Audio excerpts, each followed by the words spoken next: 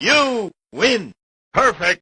Roblox ASIMs are pretty infamous for having bad hitboxes, and while I think a lot of people tend to over-exaggerate how bad they can truly be just to be funny, some games actually do have fairly bad hitboxes. This joke started during the golden age of Forsaken, mainly because Forsaken was one of the very few Roblox games at that time that allowed you to see hitboxes in the settings, which caused people to pay a lot more attention to how well the game registered whether or not an attack lands, and also the shapes of the hitboxes. Now, say all you want about Forsaken's hitboxes, but I think Die of Death has always had way worse hitboxes, not only compared to Forsaken, but also Roblox ASIMs in general. And this is one of the few ASIMs where most people aren't exaggerating when they complain about how weird the hitboxes are. Before the overhaul, a lot of the time you would have to deal with your M1 hitboxes being behind you even if you had decent ping. Projectiles were also pretty janky and weren't accurate to where the projectile actually was on your screen. Basically, the hitboxes had all of the typical issues you see in almost every Roblox game because that's just the way Roblox latency is, but the only difference is that they were way more prominent and overall annoying. Thankfully, a major part of the overhaul update was dedicated to making the hitboxes more responsive and more accurate to your actual position in the server. The only problem is that they got even worse. This is the only game I can think of that has reworked its hitbox system, only for it to end up worse than it originally was. I really don't know how this happened, and I really wish I knew what's causing the hitboxes in this game to be so bad. Because Saucify is clearly a talented person. He knows what he's doing and he knows how to code. So why are the hitboxes still this bad even after being completely reworked? Now, some of you may be asking, how did the hitboxes get worse exactly? Well, the main reason is that melee hitboxes are now velocity based, meaning that depending on what direction you're moving in, that's the direction the hitboxes will be generated in. So essentially, if you try to play as a killer that has melee M1s, you literally can't use shift lock because if you press any movement key other than W, your hitboxes will be generated in a completely wrong direction. This decision makes absolutely no sense to me because a lot of people are going to be using shift lock when playing a Roblox ASIM, especially when they're playing as the killer. So designing the hitbox generation system in a way that directly conflicts with shift lock gameplay is a really weird decision that honestly makes no sense. I don't know what or who compelled Saucify to program the hitboxes like this, but all it does is worsen the gameplay and it really doesn't make using melee attacks without shift lock much better. And again, most people would prefer to just play with shift lock instead of without it anyway. I know there are some people out there that don't like to use shift lock, and that's completely okay, but programming the hitboxes in a way that makes shift lock almost unusable is not a good way to make the experience for those said players better. And like I said, it really doesn't even do that. I've only ever noticed velocity-based hitboxes making the game worse instead of better, even when I'm not using shift lock, which is what this system is meant for. This actually does nothing but make the game worse. Not to mention the fact that this system can also completely invalidate an ability like block, because if a civilian ever goes to block the killer and the killer's M1 hitboxes are going to end up hitting the civilian who's blocking, they can just move away from them and their hitboxes will end up going away from them as well, even though they should absolutely connect with the civilian blocking. But don't get me wrong, I do enjoy making block users suffer because they do nothing all game until the killer starts targeting them.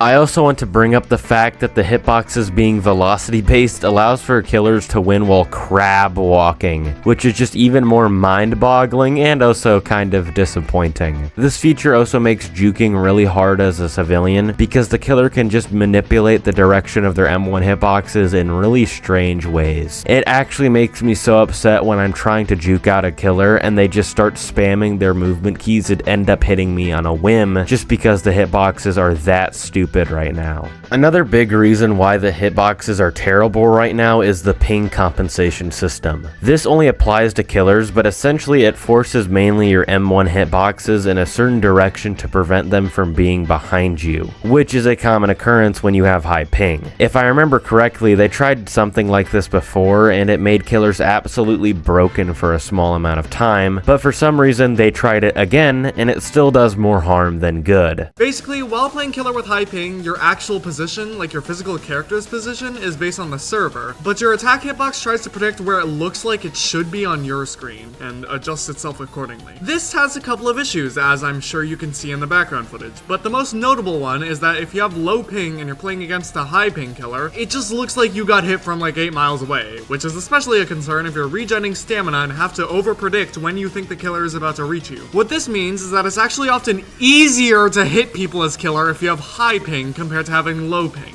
What the hell? A lot of the time, this system will just make your experience as a civilian miserable, because you'll be getting hit by attacks that appear to be really far away from you on your screen, due to the fact that the hitboxes get pushed extremely far in front of the killer if the game thinks they have too much ping. The biggest problem is that this system really doesn't help exceptionally laggy players. If you have an actually high amount of ping, you'll still have to deal with your hitboxes being behind you. But if you have a mild amount of ping, that's usually when this system works best in your favor and makes your attacks almost impossible to avoid. This causes it to be where some matches are absolute steamrolls, not because the killer is actually skilled or because the civilian team made major mistakes, but rather due to the fact that the killer is in the perfect range of ping that they get the most advantage from this system, and their hitboxes are so far in front of them they could reach people from across the planet. It's just not fun going up against somebody who has hitboxes that are guaranteed to end up connecting with you, and it also sucks when the ping compensation system doesn't help you at all in a situation where you would actually need it. This is yet another system in place that only makes the hitboxes and the game as a whole worse. The only positive thing I can think of that came from reworking the hitboxes is the fact that killers can no longer hit civilians through walls. This may make looping a lot harder to deal with for the killer in certain scenarios, but it just makes so much more sense and feels way more natural. This was just an annoyance for more experienced players, but it was even worse for new players, and it was probably a major turnoff for quite a few people just trying to get into the game. Some may have preferred this being in the game, but honestly I think removing this only made the game better. To conclude, I love this game and this update, but playing this game right now can really get on my nerves at times. The hitboxes are so abysmally bad, and they were already exceptionally bad compared to other Roblox ASIMs before this update. I don't think I would be as upset about this if they didn't seemingly dedicate a lot of their time into reworking the hitbox system with this update, only for it to become even worse than it already was. I think this game would become twice as fun as it is right now if they reverted the hitboxes being velocity based and the ping compensation system.